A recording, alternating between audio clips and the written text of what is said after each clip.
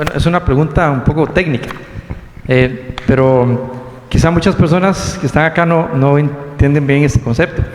El concepto ontológico. ¿Cómo podrían explicar ustedes el concepto ontológico para un niño, para que un niño de 10 años lo pueda entender? ¿Cómo podemos explicar el concepto ontológico de Dios para un niño? O el concepto, o la palabra ontología. Ontología. Ajá, para que un niño lo pueda entender. Fíjense que a mí una vez yo escuché a una persona que estaba contestando y le hicieron una pregunta parecida a esa, y la contestación que él dijo es: usted me acaba de hacer una pregunta de la siguiente manera, defíname a Dios y deme 5 ejemplos. Más o menos eso. El concepto, 2 personas lo captaron, no se preocupen. El concepto ontológico, nuevamente, mire, a veces los teólogos queremos hablar y hacer las cosas muy filosóficas, y no hay nada mejor que poder explicar algo en la forma más sencilla. Y recuerde que la Biblia dice que estas cosas Dios le ha dado para confundir a los sabios, y también que le ha revelado esto a los niños y a los pequeños. Yo a veces pienso que la mejor manera de explicar a los niños es sea sincero con ellos y dígale que mire, hay un Dios que le ama. Hay un Dios que dio su vida por ellos. Predíquele el Evangelio, que después todos esos conceptos teológicos y difíciles, a medida que va creciendo en la fe, los va a ir aprendiendo y los va a ir comprendiendo. Como dijo el pastor Ariel, hay un proceso de iluminación, y esa iluminación es progresiva también de acuerdo a la madurez que la persona vaya teniendo. Sí, también recordemos que la Biblia dice, ¿no?, en Deuteronomio 29, las cosas no reveladas, ocultas, no son de Dios, y las reveladas es lo que nos ha dado a nosotros los hombres. Entonces, la teología tiene un límite, ¿no?, que es también nuestra finitud de mente que tenemos, ¿no?, en algunos de los conceptos que Dios ha dicho, pero que no somos capaces a veces de comprender.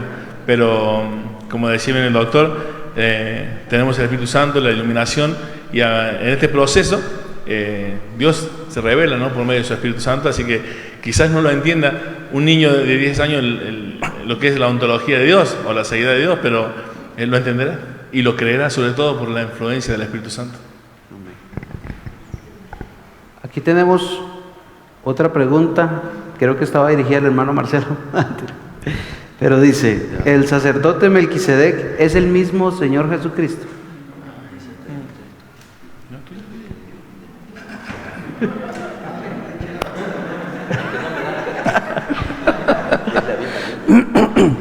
Bueno, hay una pregunta.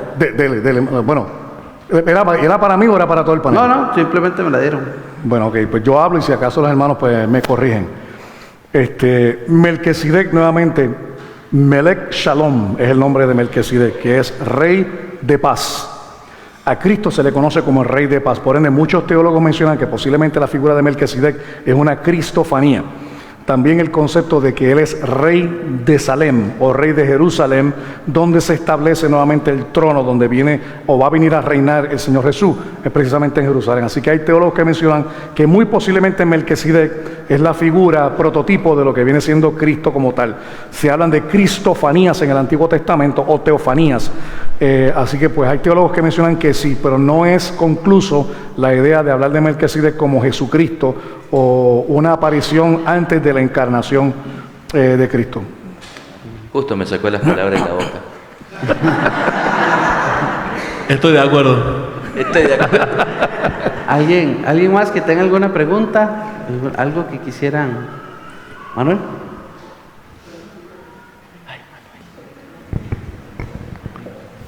Buenas tardes. Cuando hablamos de que Cristo intercede eternamente por nosotros, ¿qué sucede cuando ya estemos con Él? Ya esa intercesión se termina. No sé si es clara la pregunta.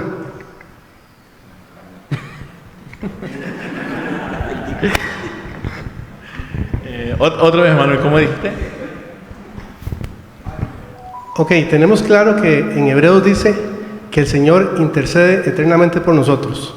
Ok, cuando todo esto pase y ya estemos con Él, esa intercesión termina, porque estamos con Él. Pregunto. Mira, cuando muchas de las formas de que la palabra de Dios se explica de los sucesos y cómo son los sucesos, son explicados en nuestro tiempo, no sé, son temporales para que también nosotros podamos lograr entender, pero en la eternidad, donde está Dios, el tiempo se vive en un presente continuo. Entonces nosotros inmediatamente pasamos a disfrutar de la eternidad. No necesitamos que Dios interceda por nosotros porque estamos delante de la presencia de Dios. Ya hemos sido, ha culminado, hemos sido glorificados, ¿no? Y estar siempre con Cristo. Así que eso no tiene un sustento, digamos, para que Cristo interceda por alguien que ya está glorificado. Ahí en Apocalipsis dice que va a estar en el medio de la ciudad el árbol de la vida, ¿no es cierto? Lo han leído. ¿Por qué si estamos con Jesucristo ya en la era venidera, ya estamos con cuerpos glorificados, dice que va a haber un árbol de la vida? Porque nosotros no nos va a bastar toda la eternidad para seguir aprendiendo quién es el Señor Jesucristo. Si bien es cierto, vamos a estar con el Señor, pero vamos a seguir conociendo de Él. Vamos a seguir conociendo, si la Biblia dice, lo vamos a ver tal cual es, ¿de acuerdo? Pero vamos a seguir creciendo en Él, vamos a seguir aprendiendo de Él. Por eso es que va a haber un árbol de la vida. Siempre vamos a necesitar al Señor Jesucristo, siempre. ¿Alguna otra pregunta? ¿Sí? ¿Desde ahí o si gusta puede pasar? Buenas tardes. Buenas son. Sí, ¿verdad? Ya nos vamos. Tal vez va a sonar un poco tonta la pregunta, pero si ya nosotros fuimos escogidos y nosotros le compartimos a una persona de nuestro Señor, somos sacerdotes y compartimos las buenas nuevas para ellos, no podemos llegar y decirle a esa persona, entréguese a Cristo, o decirle, acepta al Señor Jesucristo. No es esa posición, porque ya Él nos escogió.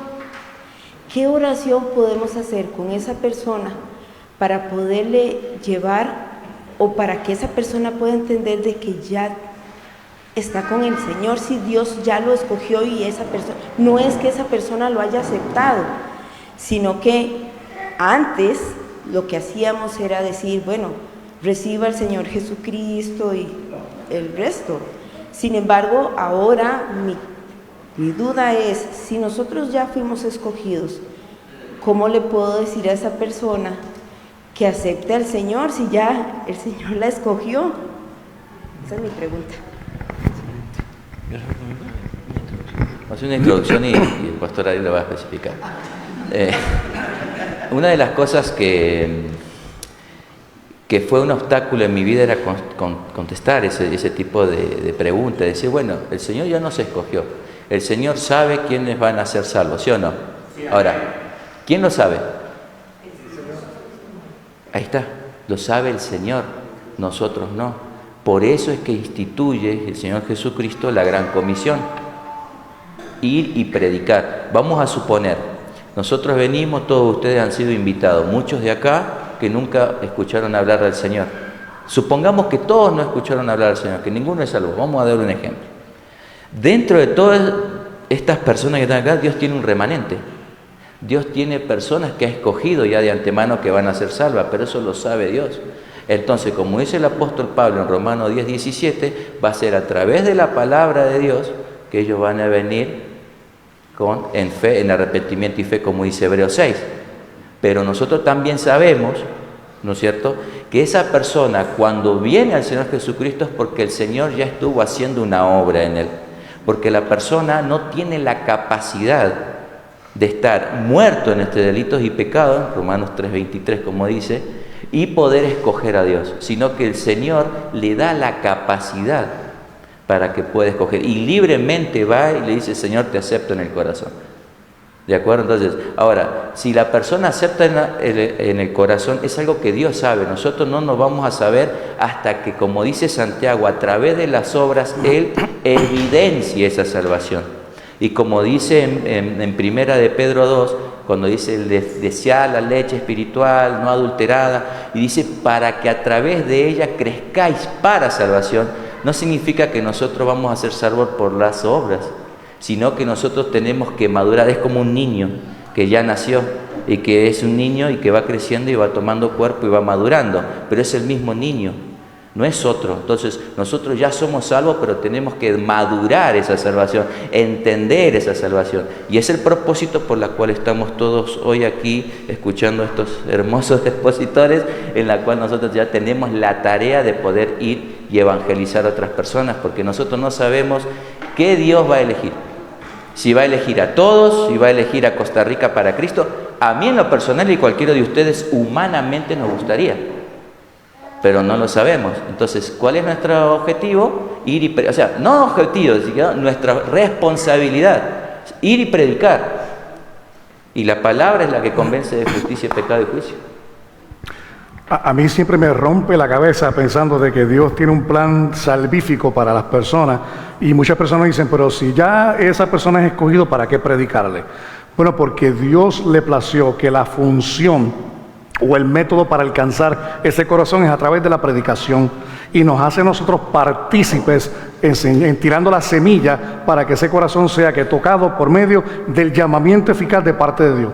En Juan capítulo 6, verso 44 dice, nadie puede venir a mí a menos que el Padre lo atraiga.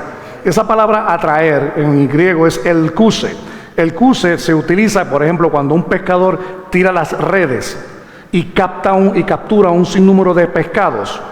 La voluntad del pescado no era que lo atrapara la red, es que el pescador quería atraparlo y atraerlo para sí mismo.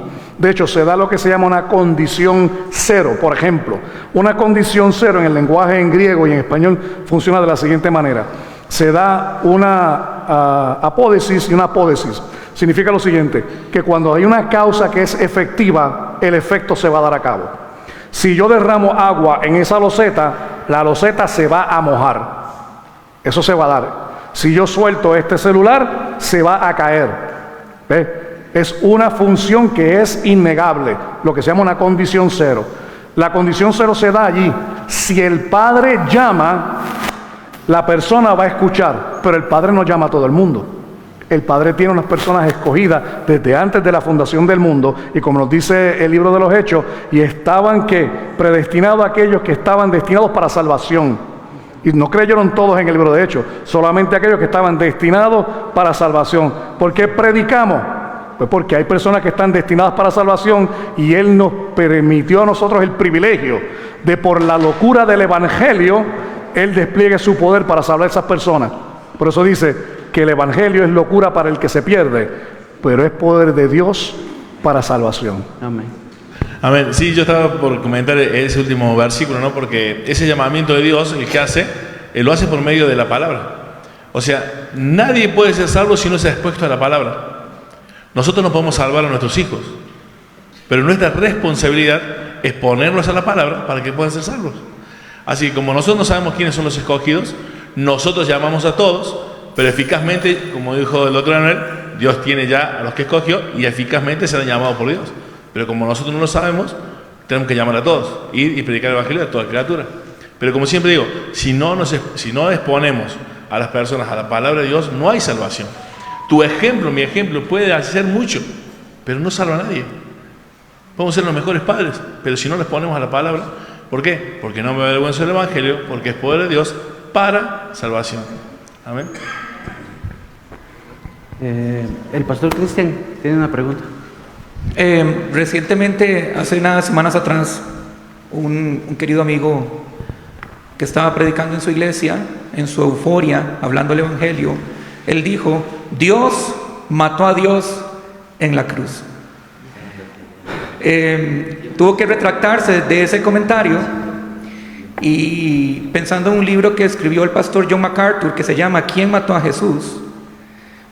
Según la doctrina de la unión hipostática entre las dos naturalezas de Cristo, ¿cuál sería la mejor manera teológica de afirmar lo que realmente sucedió con Cristo en la cruz, pero del punto de vista del Padre y Cristo como Hijo? Porque decir que Dios mató a Dios, eso puede rayar en una herejía, pero el punto es que realmente quien castiga a Cristo en la cruz, y Cristo muere en la cruz, es por el castigo que nosotros teníamos que recibir por parte del Padre. ¿Cuál sería la mejor manera, tomando la doctrina de la unión hipostática, afirmarlo correctamente. Y, perdón, antes que dé la respuesta, tengo una pregunta muy parecida. Nada más le añaden que por qué tuvo que ser en una cruz. Lo que dijo Cristian, el pastor Cristian, más por qué tuvo que ser en la cruz. Bueno, como la pregunta es teológica, pues me voy a lanzar primero ahí. Gracias por la pregunta. Déjenme ver de qué manera organizo, porque recuerden lo que dije, que cuando estamos hablando de la persona de Jesucristo hay que ser bien específico, porque si no rayamos en eso mismo, en herejía. No hay duda de que nosotros somos salvos de Dios y somos salvos por Dios, ¿verdad? Somos salvos por Dios, pero somos salvos de Dios. Ese es el aspecto de nosotros. En el caso del Hijo, en esa unión hipostática, no podemos negar la naturaleza humana y la naturaleza divina. Así que decir que Dios mató a Dios sí puede rayar si no se explica correctamente. Cuando vamos a Isaías capítulo 53 y verso 10 dice: con todo esto Jehová, Dios, quiso quebrantarlo, sujetándolo a padecimiento.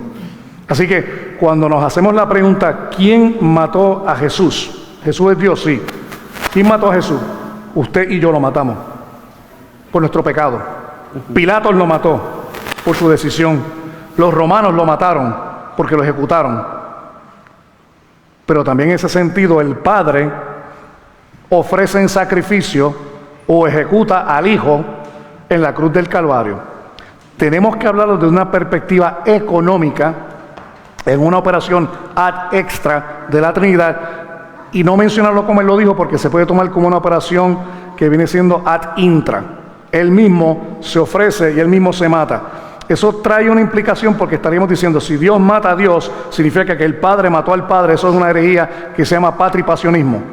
No hay que cuantificar o cualificar lo que se dice. Dios quebrantó a su Hijo, como el ejemplo que estábamos hablando de Abraham, iba a sacrificar a su Hijo, y era prototipo del Padre sacrificando al Hijo. El Dios, el Padre, ¿verdad?, ofrece en sacrificio por expiación a todos nosotros a su Hijo. En ese aspecto está correcto mencionarlo, porque eso es lo que dice la Biblia.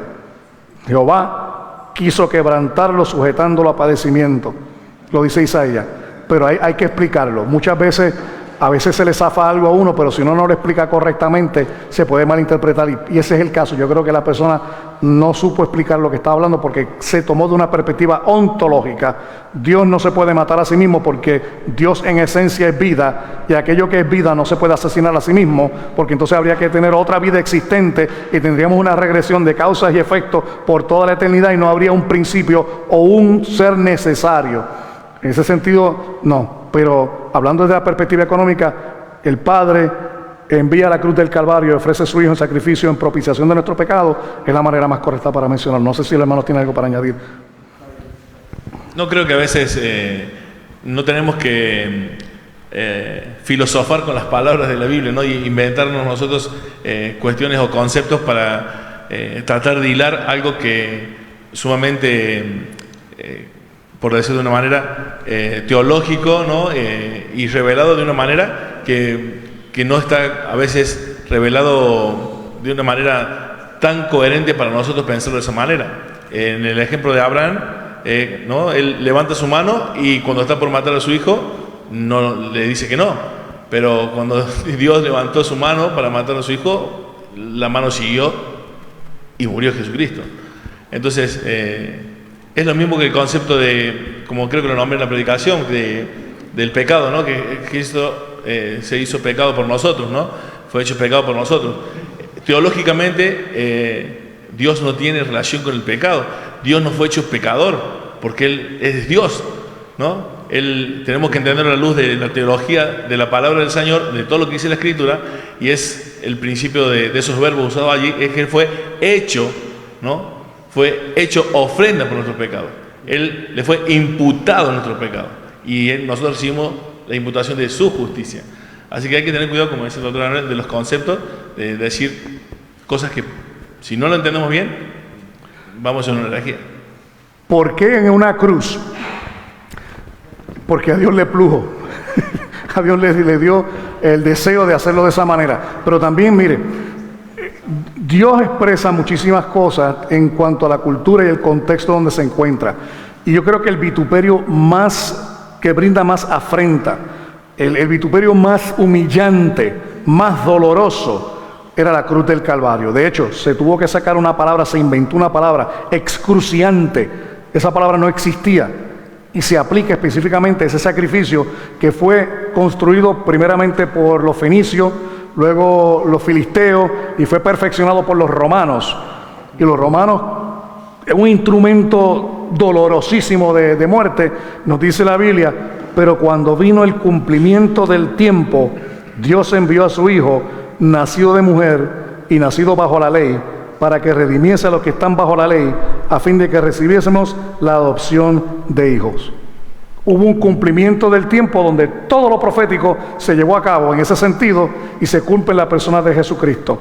La promesa del protoevangelio en Génesis capítulo 3, verso 15, vemos el cumplimiento en Cristo Jesús, en un tiempo en específico donde hay un sinnúmero de profecías desde el Salmo 22 en adelante, que todas esas profecías se cumplen precisamente en la crucifixión del Señor Jesús.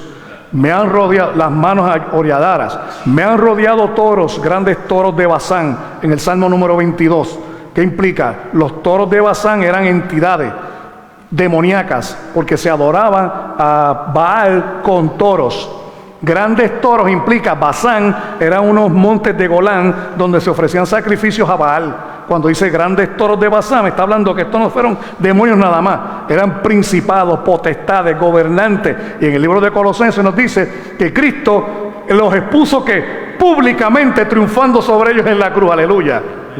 Y eso es en el cumplimiento del tiempo. Dios envió a su Hijo, nació de mujer, para cumplir todo eso. Así que fue en el momento perfecto. ¿Por qué la cruz? Porque en el momento perfecto eso era el sacrificio perfecto por nuestros pecados. Amén. ¿Qué iba a decir? Me lo quitó el doctor. Todavía. Aquí hay dos preguntas Es bueno más. que... Perdón. Si ustedes pueden y tienen tiempo, con cuidado las personas, siempre con cuidado cuando son mayores, agarren una barra y cuélguense así. Van a ver que cuando ustedes se cuelgan, las clavículas empiezan a apretar el tórax y no pueden respirar. Entonces, la idea que los romanos perfeccionaron era que sabían que cuando ella estaba así, no puedes respirar. Entonces, ¿qué tienes que hacer? ¿Impulsarte con qué? Con los pies para... ¿Pero qué pasa en los pies? Está clavado. ¿Se dan cuenta? Ustedes, cuando... Yo lo hice y de verdad... No aguanté mucho, estaba gordito. Bueno, sigo gordito. Y agarren y cuélguense un poquito. Van a ver que el hecho de su peso, por eso, si es una persona mayor que quiere hacerlo, con cuidado ahí, se cuelguen así, van a ver que empiezan y quieren impulsarse con los pies para aspirar. Eso sufrió el Señor por nosotros. De verdad, y es bueno entenderlo. Amén. También podríamos tomar en cuenta el hecho de que Cristo por nosotros se hizo maldición. Y la palabra nos dice también que maldito todo aquel que es cuelga en un madero. Y también por ahí podríamos verlo. Bueno, en ese tiempo había 3 cruces. Y la del medio era más alta porque decía, el contexto era que el que había cometido el peor pecado capital, era el que estaba en la cruz del medio. Ilógico. Tenemos otra pregunta un poco más distinta, de otra línea de temas, pero nos preguntan... ¿De dónde salió la esposa de Caín? La próxima conferencia se va a tratar de esto. El apellido de Adán. Bueno, en el Génesis dice que tuvo hijas e hijas, hijos e hijas, y solamente en las descendencias se cuentan. Por ejemplo, cuando uno dice, cuando empieza Mateo, ¿no? Si lo voy a buscar en un segundo. Uy, perdón. Cuando buscamos Mateo, carambas, nervioso. Mateo 1:1, ¿qué empieza? ¿Cómo empieza? Con una genealogía. Pero a veces cuando dice, por ejemplo, Arán engendró a Minabab, Minabab a Jasón, no siempre significa el hijo. Yo, por ejemplo, puedo tener a mi bisabuelo, ¿no? Marcelo III. Marcelo III engendró a Marcelo Gordito. Pero no significa que sea seguido. ¿De acuerdo? Sino que va en la genealogía, va resaltando los nombres que el autor quiere resaltar para explicar algo puntual. Entonces, el mismo Génesis cuando lo leemos dice, y tenía hijos e hijas, y dentro de ese montón señala a una persona, señala a otra para especificar. Entonces, en ese momento Dios permitía el incesto para procrearse, pero eso no es ninguna... Es como decir la esposa Lilith, ¿de dónde salió la primera? Cosas como dice el pastor Ariel, no hace falta hacer eisegesis, empezar a meter cosas al texto que no dice. Y Hay algo bien importante también, es el contexto teológico de la Biblia. La Biblia nos expresa cosas, pero no con nuestros anteojos del siglo XXI. Nosotros pensamos de una manera secuencial, causa y efecto. La Biblia no le interesa eso. La Biblia presenta un plan de salvación. Y ese plan de salvación no nos va a dar los detalles de dónde estaban los hermanos o con quién se casó, sino que está hablando por una línea, un linaje que va apuntando desde el Génesis hasta Apocalipsis en una persona, la persona de Jesucristo. amén. Y tal vez por último, tengo otra pregunta en otra línea de pensamiento también distinto. Dice, ¿a qué se refiere el versículo que nos dice, no echéis las perlas a los cerdos? ¿A qué se refiere? Pastor Ariel. Un ejemplo, no lo voy a hacer exegético al texto, sino algo de experiencia. Una vez yo estaba empecinado, ya con esa mentalidad, ¿no?, de pensar de que uno podía decirle, bueno, en ese tiempo donde uno decía, ven, ora conmigo, recibe, repite conmigo, y ya sos salvo, ¿no?, en esa nivelula. Entonces yo estaba empecinado en predicarle a una persona, y estaba, y la persona no quería. No quiero. Y en ese tiempo un amigo, esto fue en Argentina, me dijo, no le tire perlas a los cerdos. O sea, dedicarle un tiempo a la persona. Cuando la persona ya te dice que no, para no ser piedra de tropiezo, ya pasamos a la otra parte, que es orar por la persona. Entonces, a mí me pasó en ese aspecto, de dedicarle tiempo a una persona que no lo valora. Entonces, ya para no rayar en serle piedra de tropiezo y caerle pesado y caerle como fanático a nosotros, que actualmente me pasa en el trabajo. Yo le prediqué a un compañero mío hasta que me dijo, mira, ya no me digas más. Y dejé de decirle y pasé al plan de contingencia, que es orar por él. Y un mes después ya vino él a mí a decirme, tengo este problema, ¿cómo me puedes ayudar? Entonces, a mí me pasó eso con respecto a ese texto. Bueno, creo que también la palabra de Dios dice, ¿no?, que la escritura es un tesoro, ¿no?, es una perla de gran precio. Y creo que muchas veces, aunque es difícil explicar en el sentido de que el hecho de que son escogidos, no son escogidos, si yo le predico y al final no sé si seré escogido, todas estas preguntas que nos hacemos, creo que la perla de los cerdos, ¿no?, es que nosotros no podemos a veces estar intentando explicar la palabra del Señor en conceptos que la persona, si no tiene el Espíritu Santo, no la va a poder entender. Una de las cosas que pasan últimamente es que me encuentro con esto. He conocido la doctrina y la gracia. Entonces, es más, se nos acusa a veces de decir, ustedes ya no prediquen, total son los elegidos, entonces ya no prediquen. Y es justamente todo lo contrario, ¿no? El hecho de tener claro que Dios no se escoge, sino nadie sería salvo, no nos limita a la predicación del Evangelio. Entonces, muchísimas veces tratamos de convencer con la riqueza de las Escrituras a alguien que quizás no conoce el Evangelio. Por eso Pablo decía, yo no voy con ustedes con una perfecta sabiduría, con un conocimiento espectacular, lleno de argumentos, con una destreza filosófica. Cristo y este crucificado. Amén. Bueno, les agradecemos muchísimo. Claro.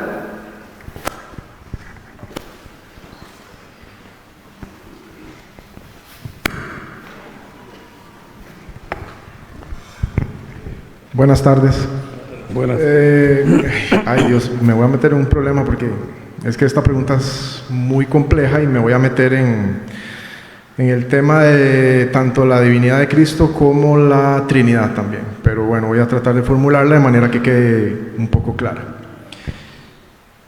En el concilio de Éfeso del año 431, un hombre llamado Nestorio, en cierta medida o en una medida total, diría yo, negó la divinidad de Cristo. afirmando que él era solamente humano. Si me equivoco, me corrigen. Entonces la iglesia se reunió en este concilio para refutar a Nestorio y para condenar la herejía, puesto que Jesús es verdaderamente Dios, verdaderamente hombre, o en otras palabras, 100% Dios, 100% hombre. Pero parece que el remedio fue peor que la enfermedad, porque lo que la iglesia hizo fue tratar de hacer o fortalecer más bien la divinidad de Cristo, a Cristo como Dios. Y lo que hizo la iglesia fue proclamar a María como Madre de Dios, ¿verdad? Lo cual ha traído un montón de consecuencias y ha abierto puertas y ventanas para un montón de, para el resto de dogmas marianos y un montón de idolatría. La pregunta mía es la siguiente: si para proteger la divinidad de Cristo la iglesia hizo esto, y ahora usted le pregunta a un católico, ¿María es la Madre de Dios? Ellos responderán que sí, es Madre de Dios. Mi pregunta es, si Dios es una Trinidad, tengo que formular la pregunta por otro lado. Si Nestorio negaba la divinidad de Cristo y afirmaba solamente su humanidad, dividiendo a Cristo en dos, porque ese fue el problema, ¿no?, por el cual la iglesia se reunió en el concilio de Éfeso del 431, si se estaba dividiendo a Cristo ahí y la iglesia refutó esa posición de Nestorio y lo declaró hereje, y ahora conocemos eso como la herejía nestoriana, podríamos decir que también estamos dividiendo a la Trinidad si decimos que María es la Madre de Dios, pero solamente del Dios Hijo y no del Padre y del Espíritu Santo, tomando en cuenta que Dios, no podemos decir que Dios es solamente el Hijo. Hay un Padre y hay un Espíritu Santo. ¿Estamos dividiendo a Dios ahí también? O sea, estamos cayendo en el mismo error no nosotros, los que afirman eso, están cayendo en el mismo error. Sería la misma herejía, pero más direccionada hacia la Trinidad, ya no hacia Cristo. No sé si me dio a entender. En el caso de Nestorio se da el concepto de la herejía porque él establecía el concepto de que esa división producía dos personas como tal, una persona divina y una persona humana, lo que se contradecía precisamente porque, como estábamos hablando, en esa unión hipostática, en esa unión teantrópica, es una sola persona con dos naturalezas. Tenemos que hablar dentro de la segunda persona de la Trinidad en el aspecto económico, por eso es bien importante comprender el aspecto ontológico y el aspecto económico. El aspecto ontológico es Dios en su ser, en el cual subsiste de toda la eternidad en tres personas, Padre, Hijo y Espíritu Santo, coiguales, coeternos, y en ese sentido un solo Dios. Por eso habla Shema Israel, Adonai Eloheinu, Adonai Echad. Oye Israel, el Señor tu Dios uno es. Pero la Biblia dice a nosotros que me preparaste cuerpo. Hay algo que la segunda persona de la Trinidad toma para sí mismo, es un cuerpo. Pero ese cuerpo, ¿verdad?, es que engendrado, no creado, de la misma naturaleza del Padre, Dios de Dios, luz de luz, ¿verdad?, como lo menciona allí. Así que el concepto, como bien usted dice, el péndulo se fue para un lado, negaron la divinidad de Cristo, y entonces el péndulo regresó y se fue para el otro lado, trayendo a María como la Madre de Dios, tratando de separar el aspecto de la Trinidad. Por ende, eso es lo que se llama la argumentación de la Teotokos. La Teotokos es la paridora, la engendradora de Dios. Y el concepto de la Teotokos no tiene que ver con un aspecto mariológico, sino cristológico. Por ende, la defensa era la defensa de la humanidad de Cristo, y sabiendo que es Cristo, Jesús es Dios, pues se dice María es la Madre de Dios. También se trajo el concepto de, en vez de decir Teotokos, se habla de la Cristotokos, para no caer en ese aspecto tampoco dentro de esa disyuntiva que sucedió en el concilio de Éfeso. Que nuevamente recuerden, después viene Calcedonia, y después viene Constantinopla II y Constantinopla III, porque siguen añadiendo al credo apostólico y a las doctrinas para evitar esos aspectos. Así que el concepto de la Teotokos se afirma de que María es la madre de la segunda persona de la Trinidad. En esto no implica una división, sino una distinción de persona, en la cual María no puede ser madre del Padre, porque el Padre no se engendra, no puede ser madre del Espíritu Santo, porque el Espíritu no se engendra, tiene que ser madre del Hijo, porque el Hijo, en el Salmo capítulo 2, verso 7, Dios hace una promesa, y fíjense cómo dice: mi hijo eres tú, yo te he engendrado, pasado, hoy, presente. Hay un conflicto de verbos en el Salmo capítulo 2, verso 7, que muchas personas dicen, eso apunta a una profecía judía en el futuro. No, no, no. Está hablando de un momento en el eterno presente y hablando de un pasado eterno. Por ende, María se convierte en la madre de que la segunda persona de la Trinidad, y podemos hacer una distinción de personas, ¿verdad? Y en este caso no estamos separando la Trinidad, porque nuevamente la Trinidad subsiste desde toda la eternidad en todos sus atributos, omnisciencia, omnipresencia y todo. El Logos. María precede al Logos, no. María precede al Padre, no. María precede al Espíritu Santo, no. Por ende, María no puede ser madre de Dios en el sentido ontológico. Ahora, la encarnación, fíjense que no estoy hablando del engendramiento eterno de Cristo. La encarnación se da en un momento en el tiempo, en la cual María precede a Jesucristo o al Logos encarnado. Por ende, María puede ser la madre de aquel que nosotros sabemos que es Dios, pero en la segunda persona, en el aspecto de que de su naturaleza humana. Y ahí es donde viene todo ese concepto de las herejías cristológicas dentro de la iglesia. Muy buena pregunta, gracias. Excelente. ¿Alguno con una última para no interrumpirlos? Estamos. Sí, Mire, antes de irnos, quiero darle gracias nuevamente por el tiempo, las preguntas. El pastor Ariel tiene un canal en YouTube que se llama así mismo, Pastor Ariel Romo. Tiene predicaciones, y si usted pues necesita buenas predicaciones, buenos sermones, ahí tiene un canal también que puede ir a través de YouTube. Y sabiendo que nuestros canales de YouTube no reemplazan su iglesia local. Sea usted fiel con su iglesia local, pero también sea selectivo con el material que usted escucha y ve en las redes sociales. Tenga mucho cuidado con eso. O sea, una nota al cárcel. Obviamente que saben que también el doctor Noel Hernández tiene canal, doctor Noel Hernández, que por supuesto también tiene que visitar y suscribirse y poder aprender más de la palabra, ¿no? Amén. Amén.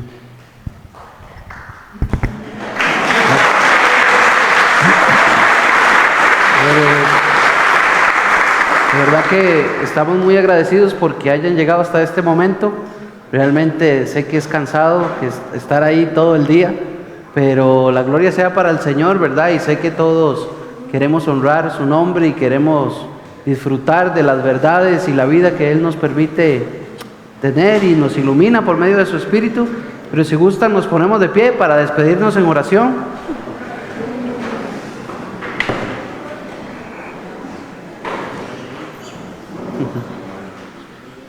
Señor, te damos a ti la gloria y la honra, Padre. Te damos gracias, Señor.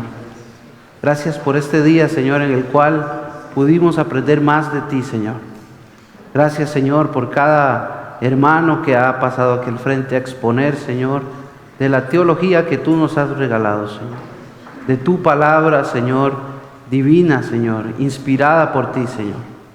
Gracias, Señor, por cada una de estas verdades que hoy nos has regalado, Señor, para poder compartir a quienes las necesiten, Señor. Ayúdanos, Señor, a poder ver tu voluntad, Señor, en nuestras vidas, Señor, y servirte y vivir para tu gloria, Señor. Gracias, Señor, por esta conferencia. Gracias por cada persona, Señor, que puso de su tiempo, de sus recursos, Señor, y el amor y la vida que tú le has dado, Señor, para servirte. Gracias por cada uno de mis hermanos que ha estado aquí, Señor, durante el día. Señor, con la esperanza y la fe, Señor, y la certeza de que tú, Señor, vas a seguir ese proceso de santificación en sus vidas, Señor. Gracias, Señor, porque tú eres bueno, porque tú eres santo, Señor, y porque has tenido misericordia de cada uno de nosotros. Te damos a ti la gloria, Señor, y la honra, en el nombre de Jesús. Amén. Y amén. Y nos vemos en la conferencia 2025, Sola Fe. Dios le cuide. Gracias a todos. Muchas gracias.